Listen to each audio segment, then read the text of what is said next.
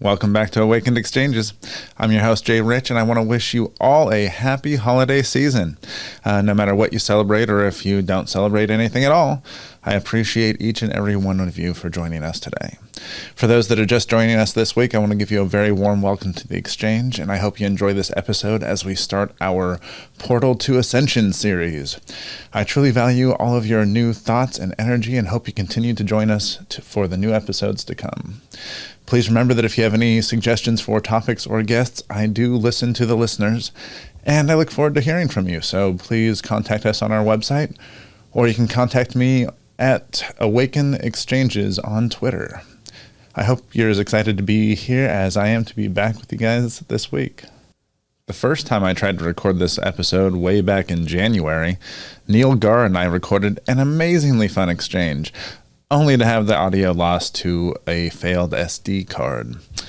That failed recording turned out to be the last time I recorded an episode of Awakened Exchanges for over 8 months. Neil and I stayed in contact, and when he was starting to want to do promotion for this upcoming Portal to Ascension Conference in San Diego, that was actually the inspiration to get the exchange back up and running. Since we were planning a fairly long series, I wanted to get a few of them recorded before we got this started going. So that actually led me to record or release some of the episodes that I did over these last ones, the late 40s there, which gave into some divine timing because that gave Nick Hinton and I some recording time for the special 50th episode.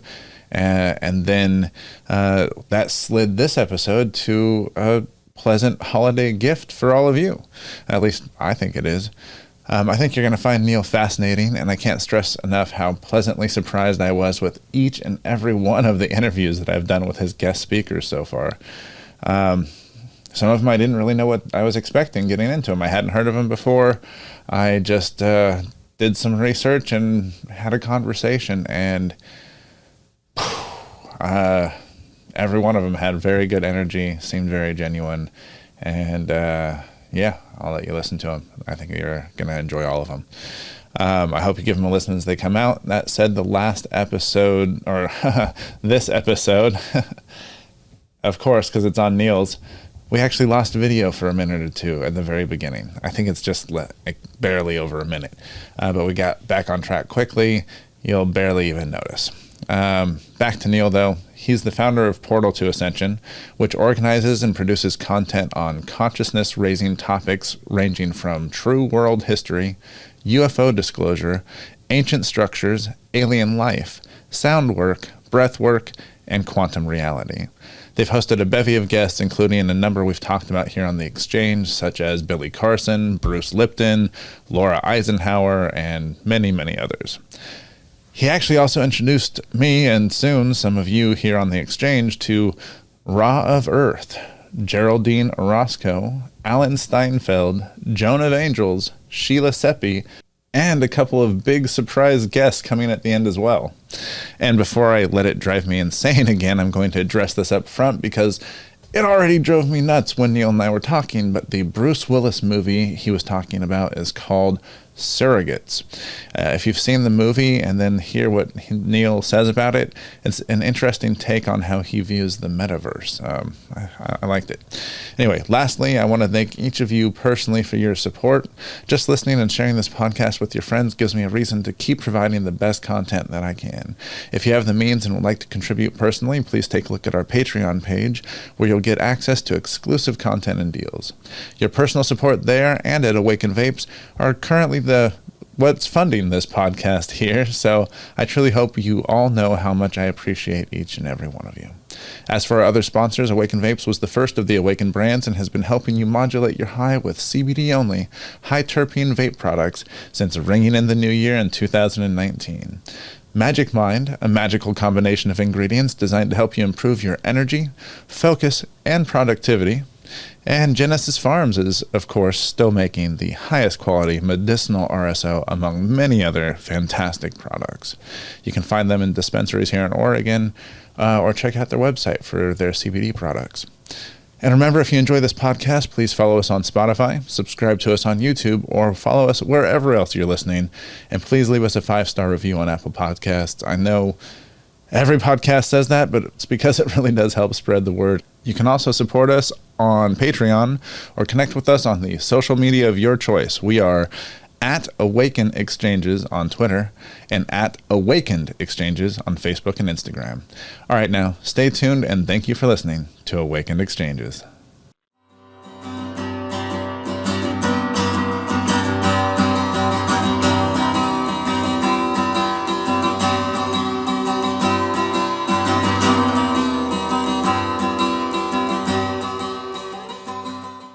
I still can't say enough about Magic Mind. They have been nothing but generous and kind since reaching out to us, and when you add good people to a great product, you're certain to have a winning combination. Magic Mind has designed the world's first productivity drink, a morning ritual built to help the creative workers of the 21st century. Magic Mind's science-backed blend of matcha, nootropics, and adaptogens work together to get you into that flow state faster, all without the anxiety or jitters that can come with caffeine. All you get is the focus and productivity. So what else could you ask for?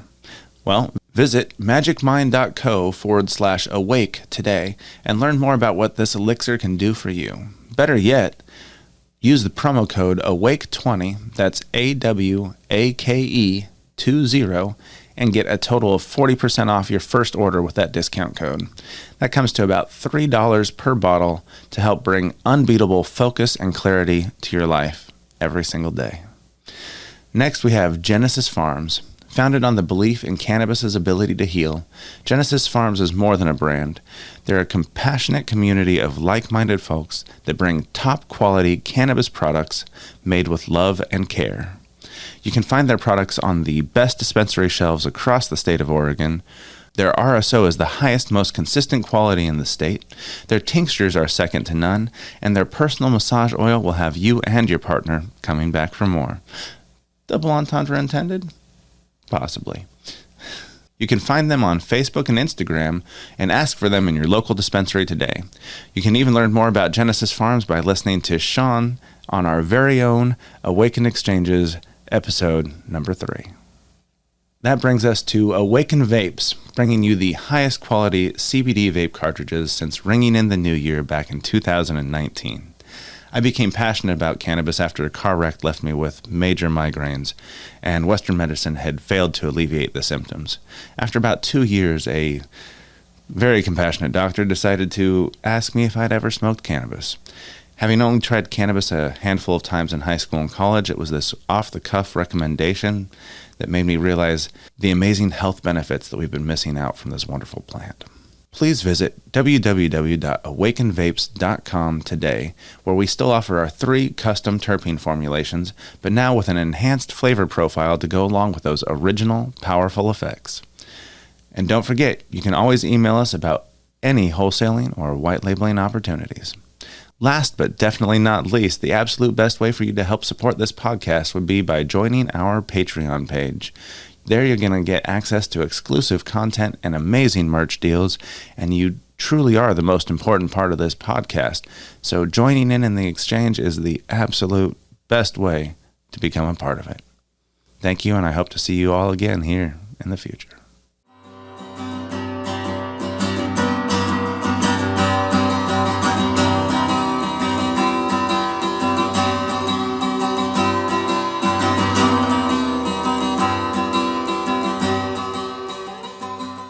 Welcome back to Awaken Exchanges.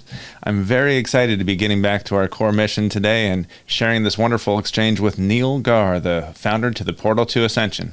Welcome, Neil. Jay, so good to be here with you again, brother. Thank you again for joining us. I know that we spoke before, but the audience didn't get to hear that because the Rodecaster actually didn't save the audio the first time. So I'm really glad you got to come back on here, and would you mind telling the audience a little bit about you and the Portal to Ascension? Yes, definitely. So hello, everybody. My name is Neil, and I am the founder of Portal to Ascension. The way it started, I guess I'll give you kind of the journey of how I even created it. I was born and raised in England. I moved to California when I was 12 years old in 1996, and I was raised into a Hindu family. So my pretty much I was raised like doing all these rites and rituals, you know. I never really had any like when I was doing all these rituals, I was just doing what I was told. I didn't really have any like end game to what I was doing, the praying. Like I wasn't thinking, is there a God on the other side or anything like that. And when things would go bad, that was the only time I really pretty much asked God for help. You know? That's the way it always goes, isn't it? Yeah. So being raised Hindu, I still celebrated Christmas, you know, as a child, and I was told that you know, other religions in the world existed because because of the culture and the people at that time. So within Hinduism, if you really look at the whole cosmology and belief systems, they don't really say that certain religions are false. They just say that they exist for different people. So that gave me an opportunity to have really open-mindedness in regards to other religions. One thing I'm really blessed to have had is never been told that my way was the only way, being raised, right? So then as when I came to California and I moved, you know, when I was 12 years old, moved out here, I started having like all these types of questions of like, you know, like thinking that things weren't the way they could be in the world, and that things were a little off. So when I graduated high school in 2000, and you know, all of a sudden I'm around all types of different people, and listening to various types of music, I started having the question, and it really was foundational. Was my upbringing, and the question was, what is the root of all religion? Right? And I was thinking what the root of our religion is, because as I was being raised, I was seeing that there were so many similarities within the religion I was raised into compared to the other ones. And why do we focus so much on what separates us rather than what unites us, when there's so much information there in plain sight about the connection? And, you know, a great example would be Christianity, supposedly a monotheistic religion, and Hinduism is pagan religion, and they can't have any similarities to it. But if you just look at the life of Krishna, and you even look at, I'll give you just one like word, like in the beginning was Brahman, right? And where do you hear in the beginning? You know, in the beginning was the word, Oh right? yeah, You know, so it's absolutely. like the text and was so connected. I went on this search looking for the root of all religion, and as I was doing that, started finding older texts, until I finally found the Sumerian scriptures, the seven Oh tablets yeah. of creation. And that was like the beginning, the entrance in 2001, 2002. I found the Sumerian scriptures. I started reading, like I had the Quran with me, the Bible, the Old Testament, the Bhagavad Gita, the Sumerian scriptures. I would be reading them all simultaneously, highlighting similarities, and really finding that this scripture in the Sumerian scriptures seems to be the source material for most of the religions in the world. And Old Testament is almost verbatim from this. However, if instead of saying God, we take that out and we replace it with older text that says gods with an S, but it doesn't even say gods, it says beings from another planet. So that's what really started the rabbit hole search, and I started looking at all religion from a different lens and being like, whoa, well, these are just advanced beings that visited Earth, you know, and that kind of just kept me going down into that information for 8 years, until 2008, when I finally created Portal to Ascension. It started as an online group, and then eventually started doing live events in 2008, when I wanted to see if the big community online on Facebook would actually attend events. And then since then, Yeah. we've been picking up momentum. We had a few milestones on the way, but at this point, we've become a full-on consciousness event production company. We do around 110 events a year. We do like retreats, tours, conferences, webinars, documentaries, and the tours we just started last year / this year. So it's like we're continuously looking at every way to get this information out and becoming a multimedia platform for it. And that's up to right now. Yeah. That's incredible. What do you have going on with the documentary side of things right now? I didn't realize you guys were picking that up this year. Yeah. So I am. What we've been doing here, because we're in Shasta, is we've been laying out, because with all these departments in Portal to Ascension, this music studio, that one's also something that needs to be created. So with the documentaries, we have the equipment. We filmed ourselves. I've created 10 to 15-minute mini documentaries of Nice. since I travel full time. When I travel, I go to ancient sites, because that ties directly into Portal to Ascension. And then I create little tours and documentaries, like 10, 15-minute ones of those areas. So the Very next cool. step is to maybe hire a part-time screenwriter, help direct, and I'll be the executive producer, and start creating full feature movies, like one on star seeds, right? One of the Oh, very hybridization cool. program, and then also like doing ancient history documentaries through the lens of the cycles of time, the yuga cycles, because that's a whole other Okay. ballgame. Because we've been evolving and devolving in consciousness. So if you look at the map of the evolution and devolution of consciousness, and then you put it with the historic timeline, and it kind of paints a whole other picture of who these people were and what they knew. So this is something that we're going to go to Mexico, as you know, in a few weeks, and there's a team of 3 of us going. So we're hoping to start getting the footage, and then start creating these documentaries from that. That would be awesome. I've always been fascinated with things like the Younger Dryas events and how that could have basically erased our history, starting from scratch again, but we had 200,000 years of history before then that we haven't really, uncovered. Right. And if we were going through, are you familiar with cycles of time, the Yuga cycles at all? Yeah, a so little bit. the Younger Dryas, so here's like the Yuga cycle, right? You have like 4 cycles on one side, 4 ages on one side, and it's just a mirror reflection. So the Younger Dryas, we're right here at the bottom, about to come, we're on the way back up, right? The Younger Dryas was pretty much almost exactly the opposite of where we're at now. So it was right at the fall, at the beginning of the descending age of the Satya Yuga, which is the golden age.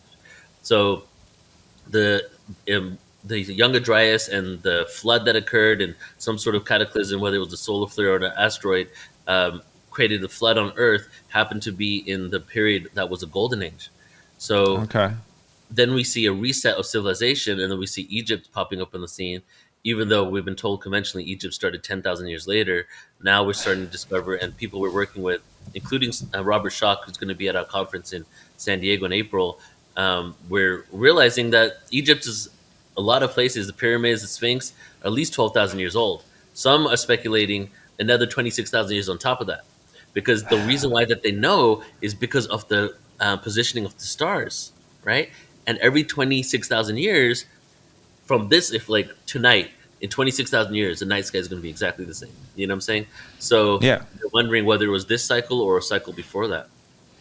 Well, and the reason they had the 12,500 besides the water erosion, and that was the last time the Sphinx could have even had that much water on it, was the fact that that's when it was also the last time it was looking at the proper sign in the zodiac. Yeah, and I was looking at Leo, Right, exactly. And So interestingly enough, Aquarius was right behind it. So now Aquarius is in front of it, and that's the age that we're going into. It's very interesting stuff out there. It's just amazing to me that it was, it's so taboo for them to even talk about, the fact that there is this history that, we can physically prove it's been around longer, but they just want to ignore it. Yeah. Well, if we look at the antiquity of humanity and the advancements we had, it changes everything we've been told, because we've been told that around that time, especially 12,000 years ago, we were primitive hunter-gatherers, right? Yeah, and, stone tools. Right. So it looks like almost, I would say that there is some sort of intention and agenda, and there are those that know, but then many people that just look at society as linearly evolving since the last reset, which was, actually there's probably been a few other resets since then, because there was another flood a few thousand years ago. But that major reset was kind of like where we start seeing mainstream science start saying like, oh, well, we were like primitive at this point, and then we started going up. But then there's a few anomalies. Like, how did Babylon and Egypt just appear to be such an advanced civilization from seemingly, agriculture and hunter-gatherer communities? All of a sudden, they have all these advancements. So these things within archaeology are just swept under the rug. So if there's a few anomalies that go against the grain, people sweep them under the rug for 2 reasons. One could be agenda-oriented, right? They might have a reason for it. And the other one is that a lot of these people will lose their grants if they go against what is conventionally accepted. And then they just went to school for nothing. They can't even work in this field anymore, and everybody will shun them. Well, and that's it. When it comes down to who's controlling somebody's money, the truth becomes a little bit secondary sometimes, and that's something we really need to get people away from, for sure. Oh, yeah, man. I know that one of the topics of focus for the portal has always been the evolution of consciousness. I'd love to hear more about what you think about consciousness, as whether it's like fundamental or has it been evolving through time? Are we gaining more consciousness as we raise ourselves up? What are your thoughts on these? Yeah, it's interesting. So it's kind of like the way you word it, right? Like, so consciousness is everything all the time, everywhere, and we are it, right? So what has happened is we have perceived ourselves within a limited frequency of bandwidth. Okay, so there's all these vibrations. There's a light spectrum. There's a frequencies. We can only hear 20 hertz to 20,000 hertz, but we know that so many other frequencies exist, and we've now adopted the belief that what we perceive is the only thing that really exists. Even though we can quantify, literally quantum physics, so we can quantify the fact that all these other frequencies of experience exist. We're even using them. We're using ultrasound. You can't even see it, but we use it for all types of things, right? So Yeah. what is occurring now is a shift of our belief systems to realize that we are more, and our capabilities are way more than we've been told and we've come to believe. When you look at the cycles of time, it also goes hand in hand with galactic weather, solar system position within our galaxy, and certain cosmic rays that has also been proven by mainstream science that hit the planet when we're at certain parts of the galaxy, and when we're in relation to certain positions within our photon belt, which is the flat plane of the Milky Way galaxy. So we now have the support of basically the galaxy in order to give us the frequencies needed for us to have remembrance of this. So what is occurring is that we're just tapping in. If you look at our brains as an antenna, right? Our antenna has been tuned to a distorted frequency. We've been getting static on the frequency. And so what is occurring from the support of the cosmos, from information on the planet, from the cycles of time, from prophecy, is that our antenna is now shifting to another frequency where we're able to receive more information that's been there all the time. And part of that is going to be the remembrance of who we are. And remembrance means you can remember your past lives, your extraterrestrial lives, but the ultimate remembrance is our own divinity and true potential, because the human body is a really advanced avatar. It's a really advanced technology that we're able to do some miraculous things. So as we start shifting our consciousness and evolving, these things are going to come online, including telepathy, and many other elements. Now, in regards to how we've been evolving and continuously evolving, it looks like, from what we just shared in the beginning, that we've been going through cycles. We've been devolving, evolving. And when we devolve, we go through this forgetfulness phase of amnesia. We forget who we are, where we come from, all this stuff. And then we're just like lost ants on the earth trying to figure it out. Everybody's trying to figure it out. So now we are shifting back into this other octave. And I just want to add one more thing to this is, now the question is, are we in this cycle that's going to continue being a cycle and we're just going to forget again in a few thousand years? Or are we going to transcend this cycle and have full remembrance and keep evolving for hundreds of thousands of years and then go and populate the rest of the galaxy with our hopefully conscious selves at that point, right? So it's like, that is what it happens to be within this construct right now. That's what the Hopis prophesize, is that we're actually breaking free from this cycle. And some people call it the cycle of karma. So I feel like this is something new that maybe has not been done before within these, the cycles that we've been a part of for so long.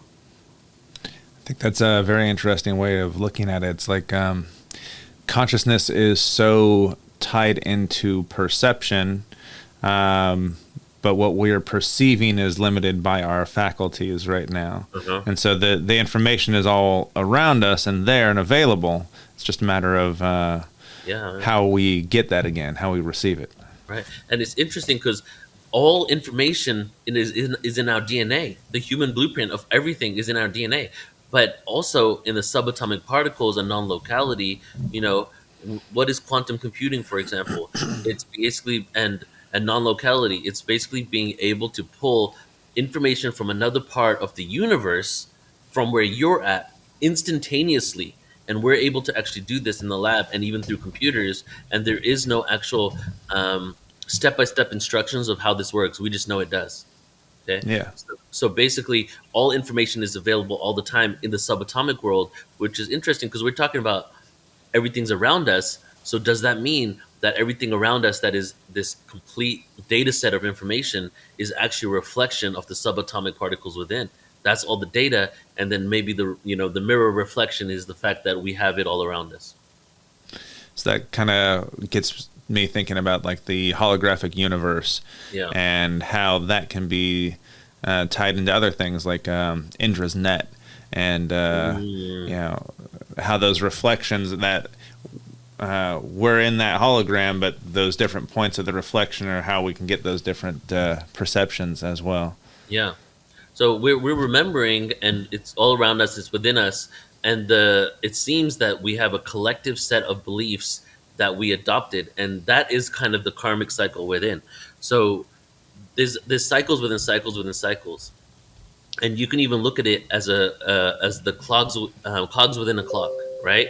How it's like that cycle within cycle, and then the first cycle is a cycle that seems to be linear, which is our solar system cycle, which is the relation of our Earth to our sun, which is why we have our linear time, right, based on our distance to our sun. And then the next cycle is the actual cycle of our rotation around the galaxy. But as the Milky Way galaxy, the black hole, the supermassive black hole, and that is really a cycle. But as we're doing that cycle, we're actually doing Fibonacci spirals up and down like a wave over the photon belt, the Milky Way galaxy. This is the cycle that most ancient civilizations talk about when they talk about the central sun. When you hear the word sun and central sun in many of these ancient scriptures, including the Mayan scriptures, the Hopis, India, they are actually not talking about the sun in our solar system. They're talking about the supermassive black hole. That's the central sun, also known as the seat of God, right? Because it's the entrance to the void. So that's one cycle. So now if we transcend that and go into a higher cycle, is our galaxy going around something else in the center of our universe? And is the universe going around something else within a multiverse? And are these all cycles within cycles of cycles that all have their own collective belief systems? So like, for example, our belief systems in the solar system might only be to beings in the solar system. But then our belief systems with other solar systems within our galaxy have the same belief systems within the entire galaxy. Maybe not belief systems, but a set of rules and regulations that we abide by. You know what I'm saying? Like the mechanics of the universe. Right, exactly. So it's almost like these esoteric concepts seem to be actually physically playing out with the rotations that are going on in our galaxy and universe. That's very deep. Just starts to make my mind start to explode as I want to get more on there. And that made me think of like fractals. Parts showing the whole, and the deeper you dive into it, the more that there is there. I know that's something you guys have definitely dealt with there as well. That, along with like the sacred geometry, and how those appear in our universe. Any idea how that sound vibration, how those kind of things affect our traveling through those cycles or anything? Yeah. Well, it's all frequency, right? So it's all vibration. And I don't say like higher or lower at this point, because numbers higher and lower is a human construct. I mean, different ET races or even more advanced civilizations might look at it completely different. So there are good frequencies that are low, like the Schumann resonance. That's a healthy frequency. It's like 7 point something, right? So the best way to look at it is harmonic frequency compared to disharmonic frequency. So we've been at a distorted disharmonic frequency for so long, and we're getting to a harmonic vibration. And so the cycles of time are completely connected to that. When we're in the lower parts of the cycles, the Kali Yuga, the Dwapara Yuga, we're in cycles that are very disharmonic. When we go to the higher ones, the vibrations start becoming harmonic. So frequency is everything, because everything vibrates. You and I, we're not solid beings. We're vibrating subatomic particles, right? And there, not only does that show us that everything that vibrates can affect our vibration, right? But it also shows us that what we perceive as physicality really isn't that. And that also goes back to the holographic universe thing. What really are we? Mm-hmm. And I'm not sure when this is going to air, but on November 2nd, which might have passed by the time this airs. Just barely. Okay, well, they can actually go to our YouTube then And we're going to do on November 2nd, which is past at this point, is going to be, they're doing 5 panels on extraterrestrial awareness that are going to be for free on YouTube and Zoom. And the last one is called What is the Multiverse / Universe? And this one, we're going to talk about, are we a hologram? Are we frequency? What's outside the universe? How many universes are there? So it's like, we're getting into these conversations, because it's kind of interesting to speculate, man. Like, are we in a multiverse? Is there only one universe? Right? How did the universe even start? Well, from past psychedelic experiences, as well as a lot of the reading and meditations I've done, things along those nature, I can't help but think that there has to be some level of multiverse, and how that, how does that work? How does our perception integrate those multiple timelines, branches? Do they prune each other out as we connect or as we're coming up? It's a fascinating thought. Right. And then, because if there's infinite power realities where every single possibility of what we've done exists, right? And that gets into, is there even free will? Or do we even have the perception of there being free will? As someone told me once, it's predetermined free will.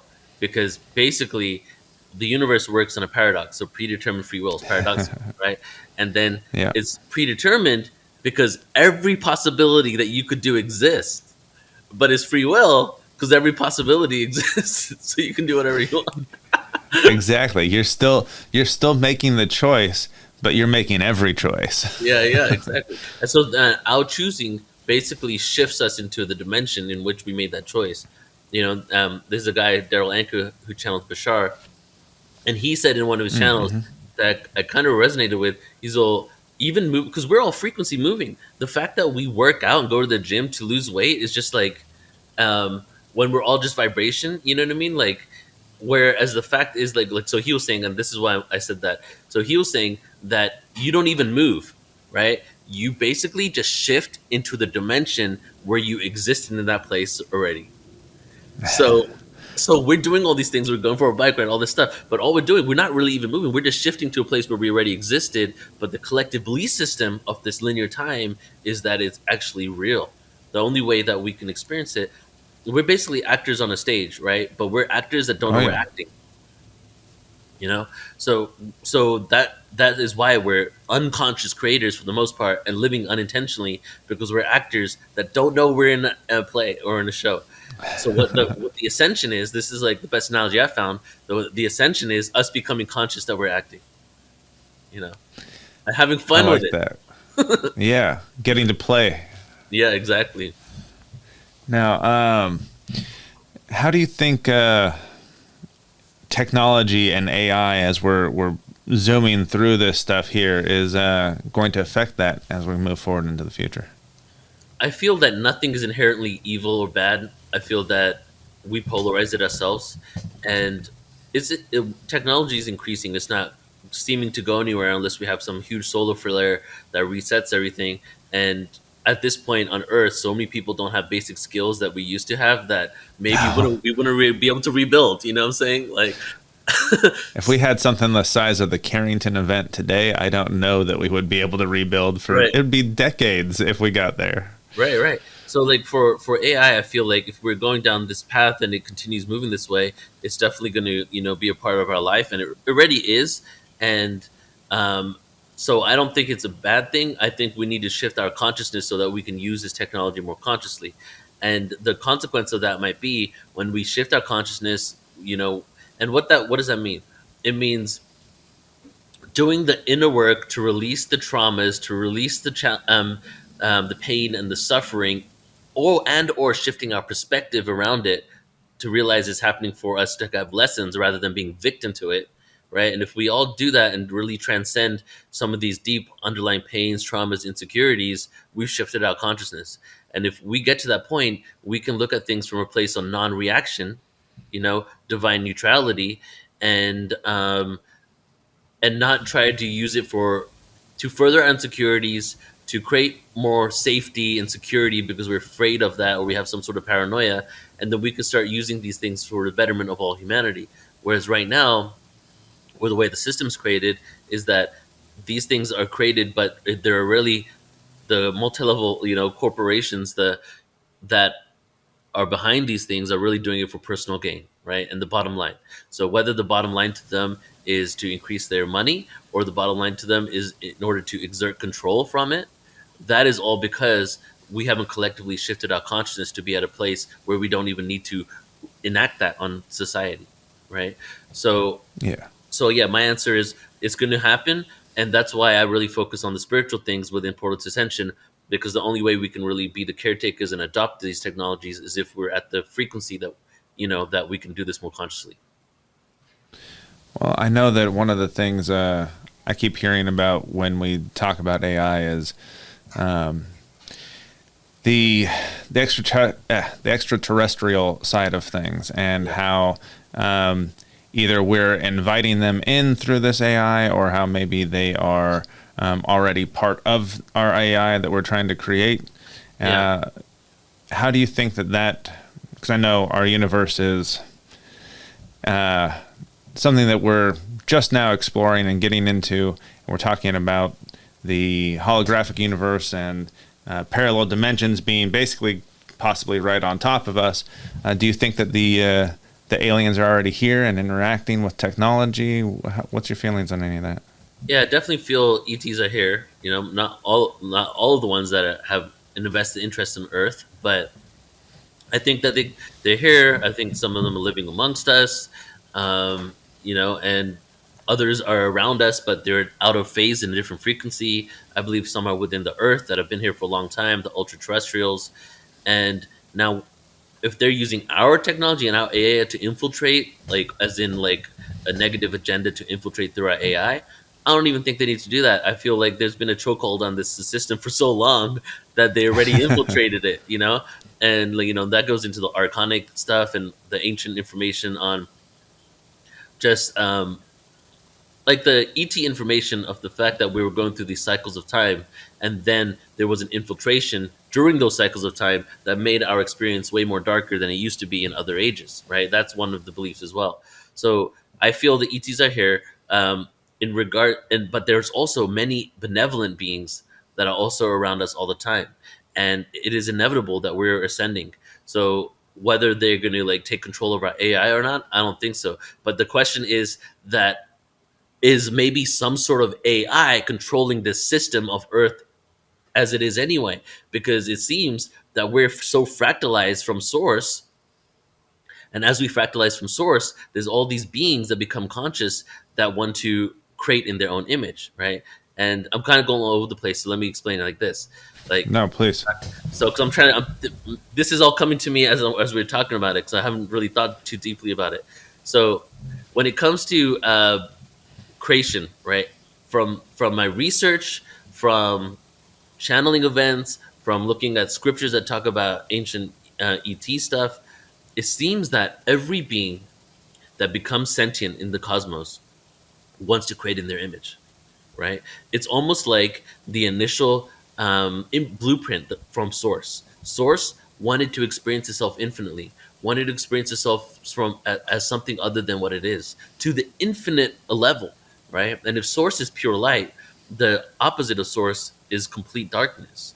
So one thing is Source fragmented into duality, right? And then duality eventually became darkness and light. And then darkness and light in the lower densities became good and evil. In the higher densities, darkness and light doesn't really have to represent good and evil. Within this one, it became that way. However, Source birthed what eventually became good and evil. Source didn't it's not like God and Cain and Abel, where Adam and Cain and Abel, where one of the sons was like cast out because he killed the other son, right? Source loves itself infinitely and decided to experience itself as duality, to experience itself infinitely. So that original blueprint fractalized so many different ways and so many different beings. Now, as these beings became aware, sentient, the God self in that being wakes up. And when the God self in that being wakes up, they want to create in their image. So now we're on Earth. We're in the lowest of dimensions, 1, 2, 3, and 4, right here on Earth. And now because we're in this dimension and we're sentient, we want to create in our image. So what have we created with the technology that we have and the limitations we got on this Earth? computers. And what did these computers eventually become? AI. And now these AIs are becoming sentient, right? And that so this is our destiny, is to create. And we created, and then we kept creating until we can make that creation think and be on its own and do its own thing. So why will we even judge that? We're doing it based on the tools that we have, based on the original blueprint of source. And the only reason we're judging it is people are afraid, like the whole Terminator scenario, right? That they're going to take over and all that stuff. So it's like we got to really do our own inner work so that we can allow creation to be creation. And a good example is, every single one of these beings that created, a lot of them created other dimensions, or other dimensions existed and they were at a frequency where they could perceive the dimension, and then they created a being in that dimension and then incarnated into that being to have a simultaneous existence and experience while they're in the other dimension, right? That was the original Earth story. So what is a hard drive? It's a disk that has a dimension of information on it. Because I bet you anything, if you break it open, you're not going to find your Word document fall out of it. So it's like we've literally created a dimension with the tools that we have right now. So that's how I see it. That's a very interesting way to look at it. Because I've always thought of AI scientists as feeling a little bit like God. They want to create this thing and make life out of there and like try and understand our life in that same process. And that's how I always felt like the creator was, when he was creating the universe, wanted to understand itself and the process behind it. It's very it's gonna have my brain going all day now. Thanks, Neil. Yeah. So I know only got another 20 minutes or so before you have to get on your other call. But you have a big conference coming to San Diego in April. You want to tell us a little bit about that? Yeah. So I'm excited because you're going to be interviewing a few people from this conference. So everybody here gets to experience them. And so this is the Portals to Ascension Conference. Started the live in-person one, started in 2018. We did it live in Irvine, California, 2019 as well. And then, something happened on the world, so we couldn't do it anymore in person. And then what? COVID? Some sort of how dare they? We had missing time. That's what we had. We got there we go. Missing time. So we went online and we did like 3 online. So this is the 5th annual, and now we're coming back to San Diego. So it's the Portal to Ascension Conference. It's going to keep happening every year. We're also doing it in Glastonbury this year in August. So in April. Oh, nice. Yeah. So we're going to, hopefully these 2 continue. And then every year we might pick up another city, and 3 a year, 4 a year, So the San Diego one is at the Marina Village Conference Center, April 21st, 22nd, 23rd. And we have speakers like Linda Moulton Howe, Robert Edward Grant, who's a next level sacred geometry and ancient civilizations guy. He used to work with Nassim Haramein. We have JJ and Desiree Hurtak that are scholars of ancient Egyptian information. Plus, they were also assisted Ellen Heidneck from Project Blue Book back in the day as well. Wow, we have Barbara Lamb, who's the world's literally best hypnotherapist when it comes to regressing people to extraterrestrial lives, right? So we got her.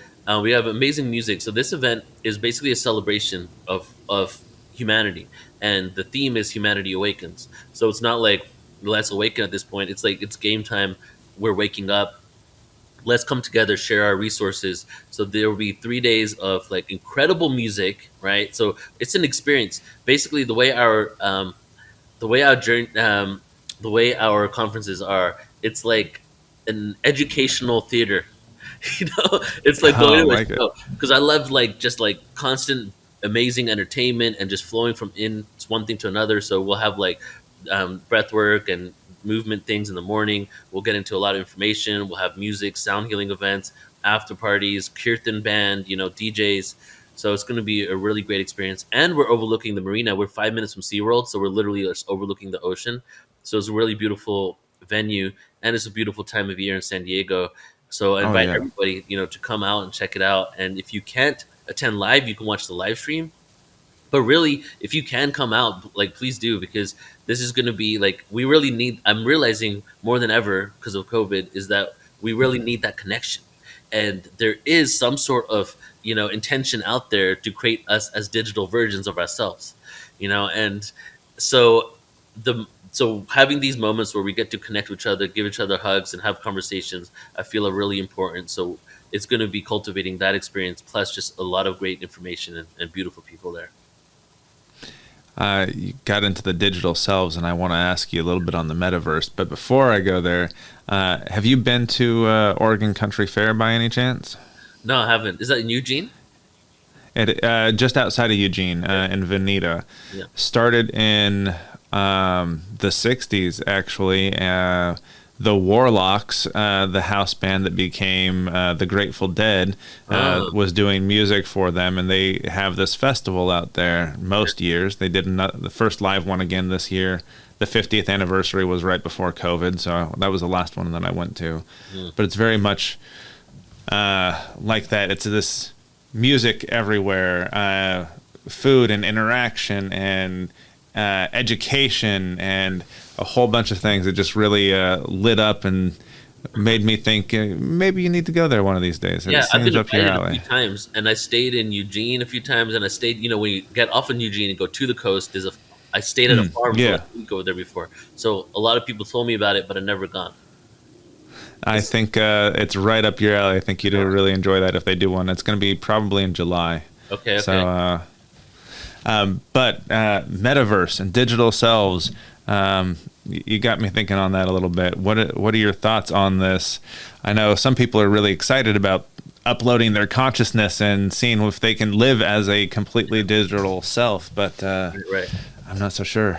So okay, so it's just so interesting the way the humanity works and how it's like this original blueprint of humanity, of the source that we're distorting because of polarity, And what is the metaverse? It's a dimension that we're able to incarnate into. So David Icke just came out with a new book called The Trap, right? And he's been doing some really great interviews, and it's really his best work. So within this, he talks about how there's a simulation, and I've been saying this for a while too, that there's a simulation within a simulation, okay? And I would say that, for example, all the jobs and 90% of all the work we do in the world have nothing to do with us being able to have a beautiful planet, to live, to cultivate relationships. It's just a fake system that we created that we're buying into and clocking in, clocking out of. That really doesn't need to exist if we just reframe our perspective of what it means to be human, right? And so that is a system within the system. And then so he's saying the metaverse is a simulation within a simulation within a simulation. Every simulation that they've put upon us, we've waken up from. So they're basically attempting to create an inception version of ourselves that we get so fragmented from the original source of who we are just within this third dimension, not higher dimensions, that everything seems so foreign to us because they've created these simulations. So when we step out and just be, because what is the third dimensional experience? Getting out into nature and just being here, but you're still on this planet. You have that available now, right? Yeah. When you've created something that seems so organic, and you're stuck within, it's really separated you from who you truly are. So the metaverse, in my opinion, has been created in a way for us to basically be more lost within this illusion, And yeah, I'm just going to leave it at that because everything else I say beyond that would be speculation. So I got to see what happens. Well, I see your point though, where we already get lost enough in our daily lives here that that it takes significant effort to consciously wake ourselves up and, explore what we need to here. You give us another level that we can go and lose ourselves into, and you stop exploring those higher frequencies. You stop trying to wake up. Right. Yeah, I mean, the body needs movement, interaction, connection, cognitive abilities from connecting with people and being touched on the body and skin. I don't know if you remember that movie with Bruce Willis where it basically was a metaverse. You know what I'm talking about? Yeah. Was it? Trying to think of which one what was called. But he had the body that he could go. Yeah. So most of the time you think that they're in the beginning you don't know that it's a separate life and existence, but he's all polished up, amazing person, walking around, everybody loves him, and then he's just like some dude in a room with virtual reality goggles that is like decaying because he's not moving around or wanting to leave. Like these individuals are the ones that created the algorithms to what's it called, exploit our addictions, and to utilize technology that they know will make us more addicted to use their technology.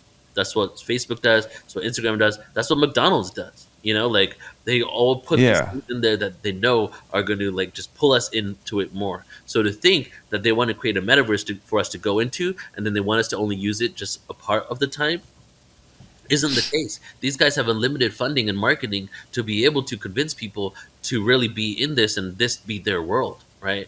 So that gets into the intention behind it. The intention behind the metaverse, I don't feel is for humanity. It's for the bottom line of whatever they really want, whatever their agenda is, whether it's money or whether it's to corrupt humanity's soul, Oh. I think that's, I know we were talking about how they're already trying to create digital copies of us and, using that basically as a way to get us to buy even more stuff that we don't want or need. And by diving headfirst into this metaverse, we're basically giving them even more information and more ammunition to keep us grounded here. Right, exactly. Well, I'm just curious on a personal note. Are there any of the speakers at the conference that you're really looking forward to? Yes. Okay, let me just pull it up then. Because I have to admit, as soon as I saw Robert Schoch on there, I had read Fingerprints of the Gods when it first came out with Graham Hancock. And it was him and Robert Schoch, and I think it was Robert Schoch who was gave him the information, basically saying there's no way this water erosion could have been there, that kind of a deal. And so when I heard he was going to be there, that was the first one. I was like, all right, I got to hear him speak. So yeah, so the way I do my events is I pretty much just pull people that I'm really excited about. So I'm excited about everybody. But Robert Schoch, I love Robert Schoch. He was at my 2019 conference too. Not only is he like a great researcher and really changing, the true timeline of history with his information, but he's one of the sweetest kind of souls I know. So he's just a really beautiful person.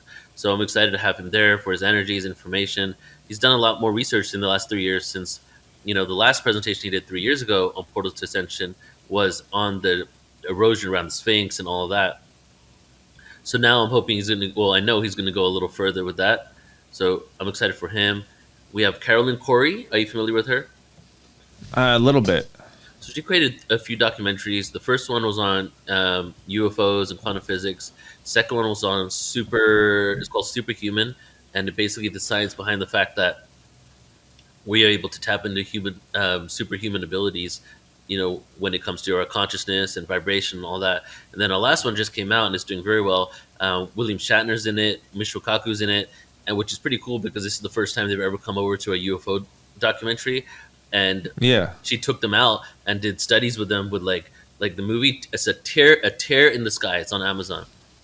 And the documentary has they're in Catalina Island and they're also on the coast of Orange County, and they have I don't even know, 20 to 30 different types of sensory things in order to sense the whole night sky to see if there's any anomalies, because this is where some of the UFO sightings from the Navy pilots had occurred that were released a few years ago. And then she brings the Navy pilots that reported it a few years ago that got shunned and left their jobs and positions because of how much judgment they were getting for the fact that they came out with this information. So she's there, William Shatner, Michio Kaku, these Navy pilots, and the anomalies happen again. They film a portal, they see UFOs, it's all types of amazing things. So she's going to be there basically talking about this documentary, because this documentary is the next level of any UFO documentary. It's really proving that this existed. They're like, well, let's go to one of these sites where all these sites were occurring. Let's get every type of they probably spent a couple $100,000 on the sensors. It was state of the art stuff. Man, let's let's spend as much as we need for every sensor that we could possibly get to see if there's any type of activity. And then they recorded so much activity there, and then they did the whole entire thing about it. Yeah, That's impressive. yeah. So I'm gonna have to give that a watch before I get there. Yeah. you're gonna. I think we have her for you to interview too, right? So you can watch it first. I think I think she's on the schedule in the next week or two. So yeah, looking forward to that. So Linda Moulton Howe, go ahead. Oh, I was just gonna say, yeah, Linda. I've third-hand interactions with her a couple of times, but I'm definitely looking forward to hearing what she has to say too. Please tell the audience a little bit more about her. I don't know if they've how much they know. She was Miss Iowa, I think it was, like in the 70s or 80s, and then she became a journalist, and now she's a journalist within UFO community, and her information is really great. She's such a thorough researcher. She asks some amazing questions to the people, and she has a channel called Earth Files on YouTube, and I recommend everybody tuning in check her YouTube out, Earth Files, and she's doing weekly streams there that are really great production, that are going over and giving you updates on all the things. Like basically, if you had a actual journalist following all the information coming out neutrally and then connecting the dots, she's probably the best one for that. And her channel is produced really well so that you really get a good visual experience from it. So she's excited to come because from all the whistleblowers she's talking to and some insider information, that there is another milestone event happening at the end of March, beginning of April, in regards to the disclosure of the extraterrestrial presence. And some of the insiders say that the announcement that we're not alone in the universe and there's extraterrestrial life visiting our planet is basically what they're expecting.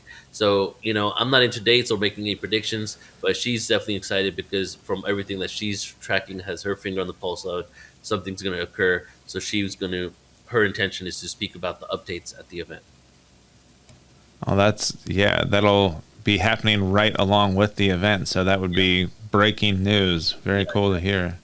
And with her, I mean, like you said, she started on the journalist side of things, and I think it was the 80s when she first broke into the UFO stories and kind of made a name for herself, wasn't it? Yeah, exactly. So she's been doing this for a long time. Oh, very cool. Mm-hmm. And then I'll just say a couple other people I'm excited about. Adam Apollo, I really like Adam. Been working with him for years, and he's basically through astral travel, and other types of experiences, remote viewing, he's visited hundreds of planets.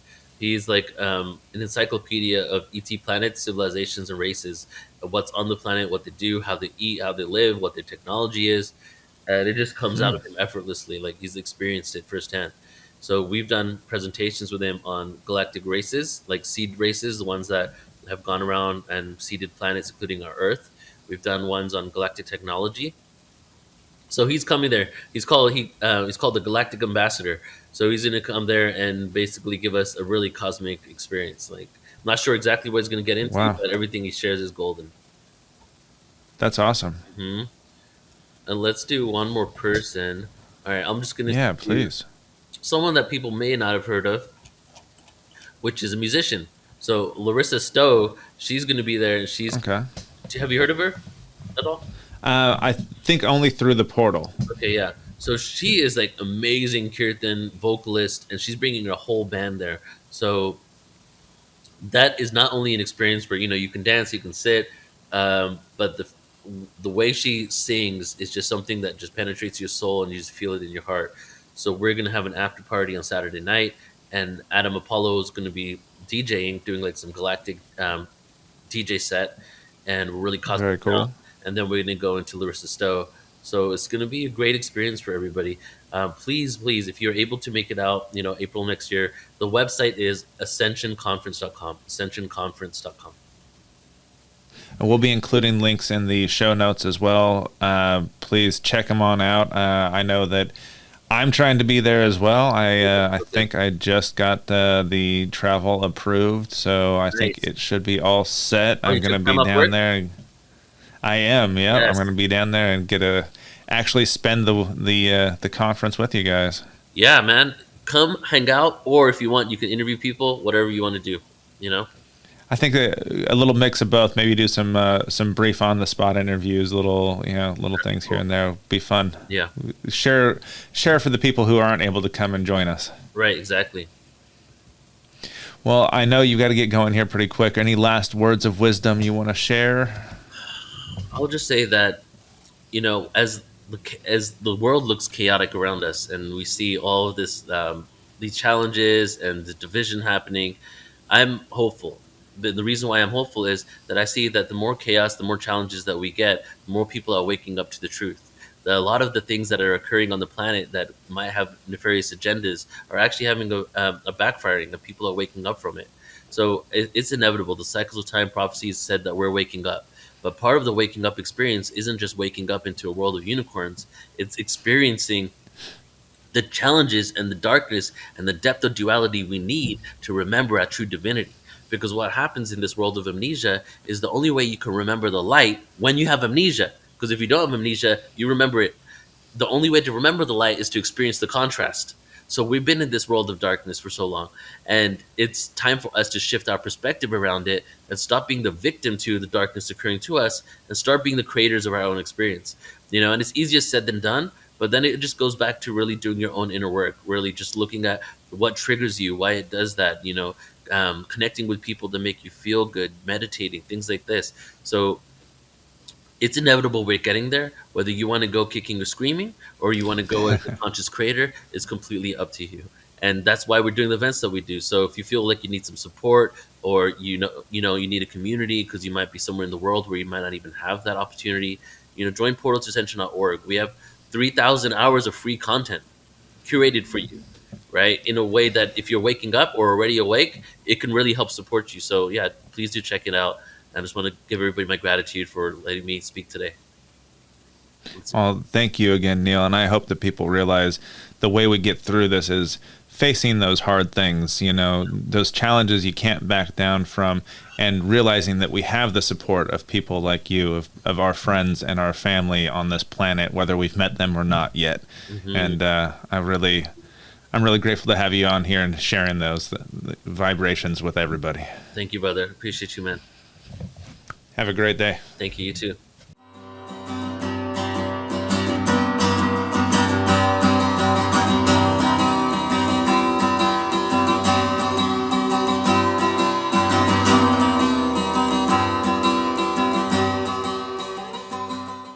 Thank you all again for listening, and I hope you enjoyed this episode of The Exchange. I want to once again thank Neil Gaur for joining us and sharing such fascinating ideas, not to mention a bevy of future guests. Last but most certainly not least, I want to give a special thanks to all of our listeners. You are the reason I continue to make these podcasts and keep trying to spread the word about these amazing awakened vapes. Please tell your friends about us, follow us on Spotify, subscribe on YouTube, or wherever else you're listening, and please leave us a 5-star review on Apple Podcasts. Every podcast says that because it really does help with visibility. You can also support us on Patreon or connect with us on the social media of your choice. We are at Awakened Exchanges on Facebook and Instagram, and at Awaken Exchanges on Twitter. Thanks again for listening to Awakened Exchanges, and have a blessed day.